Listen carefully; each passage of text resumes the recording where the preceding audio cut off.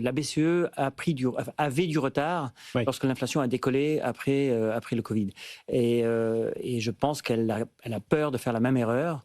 Et donc peut-être aujourd'hui, elle anticipe et elle va peut-être un peu trop vite parce que, comme il a été évoqué, l'inflation aujourd'hui n'est que de 3,2-3,3%. Ouais, Et surtout l'inflation sous-jacente, donc quand on exclut l'inflation sur les aliments et sur les coûts de l'énergie, est encore n'a pas encore dépassé la barre des 3. À l'inverse, aux US, bizarrement, la Fed semble plus attentiste, alors que là, l'inflation sous-jacente commence à monter, même si là aussi, elle est largement en dessous de l'inflation, le grand chiffre, mais où ça fait suite aussi à un rapport sur l'emploi, Oui. où on voit que les emplois se créent à une vitesse grand V, bien au-delà des attentes, et que donc on peut s'attendre à une pression sur les prix qui existe déjà sur l'énergie. Ça, c'est fait. Oui. On sait tous que l'énergie impacte indirectement pas mal d'autres secteurs de l'économie si les prix ne rebaissent pas vite. Or, ils ne rebaissent pas très vite.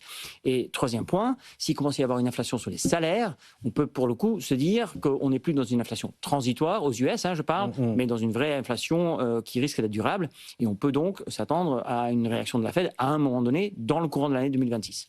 C'est une raison pour laquelle je crois aussi, c'est pas la seule, qu'un certain nombre de valeurs ont commencé à chuter en bourse parce que toutes les sociétés dites à hyper-croissance dépendent aussi, leurs modèles dépendent aussi de taux bas. Et si on peut commencer à craindre des taux plus élevés dans un futur relativement proche, évidemment les valorisations en pâtissent.